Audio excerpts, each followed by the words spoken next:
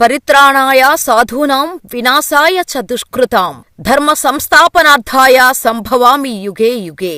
అర్జునా, మంచివారిని రక్షిస్తాను, చెడ్డవారిని శిక్షిస్తాను, ధర్మ సంస్థాపన కోసం ప్రతి యుగంలో జన్మిస్తాను అని చెప్పాడు శ్రీకృష్ణ పరమాత్మ. అది ఏ అవతారంలో అయినా కావచ్చు. ఆపదలో ఉన్నవారిని కాపాడటానికి ఏ రూపంలోనైనా రావచ్చు. అభాగ్యులని కాపాడొచ్చు.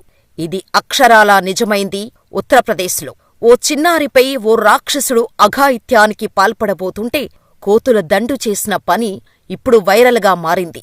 ఆ హనుమంతుడే వానర రూపంలో వచ్చాడని అందరూ అనుకుంటున్నారు.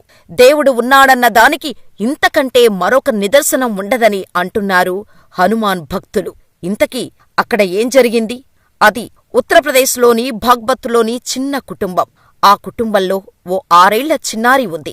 ఇంటికి దగ్గర్లోనే తన తోటి పిల్లలతో ఆడుకునేది. ఆ క్రమంలోని ఇంటి ముందు ఆడుకుంటుండగా ఓ వ్యక్తి వచ్చాడు. నీకు చాక్లెట్ కొనిస్తా, నాతో వస్తావా అని అడిగాడు. చిన్నపిల్ల చాక్లెట్ అనగానే ఆశపడి అతడి వెంట వెళ్ళింది. అలా బాలికను మభ్యపెట్టి ఓ పాడుబడిన ఇంటిలోకి తీసుకెళ్లిన ఆ గుర్తు తెలియని వ్యక్తి ఒంటిపై దుస్తులు తొలగించి బాలికపై లైంగిక దాడికి యత్నించాడు. కాని అప్పుడే ఎక్కడినుంచి వచ్చాయో కాని 10ల సంఖ్యలో ఉన్న ఓ కోతుల గుంపు వచ్చింది. బాలికపై ఆ దుర్మార్గుడు చెయ్యబోతున్న దుర్మార్గాన్ని పసిగట్టాయి. అంతే, ఒక్క ఉదుటున కోతులన్నీ దూకి ఆ కీచకుడిపై దాడి చేశాయి. ఊహించని ఈ పరిణామంతో నిందితుడు భయంతో వణికిపోయాడు. వానరాల దెబ్బకు ఆ చిన్నారిని అక్కడ వదిలేసి పరారయ్యాడు. ఇక అక్కడినుంచి నిందితుడి బారి నుంచి తప్పించుకున్న ఆ చిన్నారి ఇంటికి చేరుకుంది.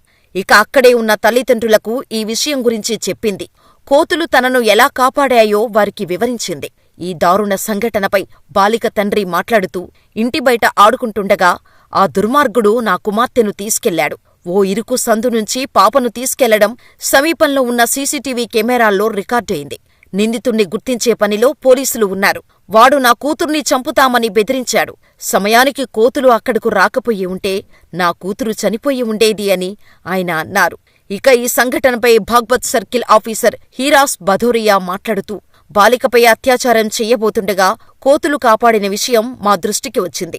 చిన్నారి కుటుంబ సభ్యులు ఫిర్యాదుతో భారత న్యాయ సంహిత చట్టం సెక్షన్ 74, 76తో పాటు పోక్సో చట్టం కింద కేసు నమోదైంది. అవసరమైతే మరిన్ని సెక్షన్లను కూడా యాడ్ చేస్తాం.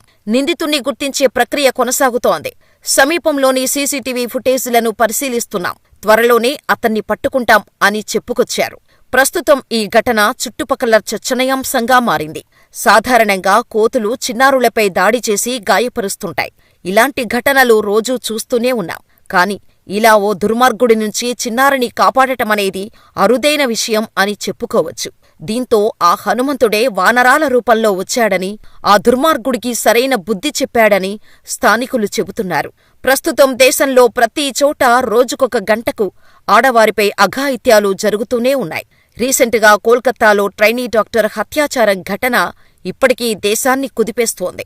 అప్పుడు ద్రౌపదిని నిండు సభలో అవమానించిన కౌరవులందరికీ సరైన బుద్ధి చెప్పాడు శ్రీకృష్ణుడు. ఆ విధంగానే ఇప్పుడు దేశంలో ఆడపిల్లలపై జరుగుతున్న అఘాయిత్యాలకు సరైన న్యాయం చేయాలని మనం కూడా కోరుకుందాం. మరి కోతులు వచ్చి బాలికను కాపాడిన విషయం గురించి మీరేమనుకుంటున్నారో మాకు కామెంట్ చేసేయండి.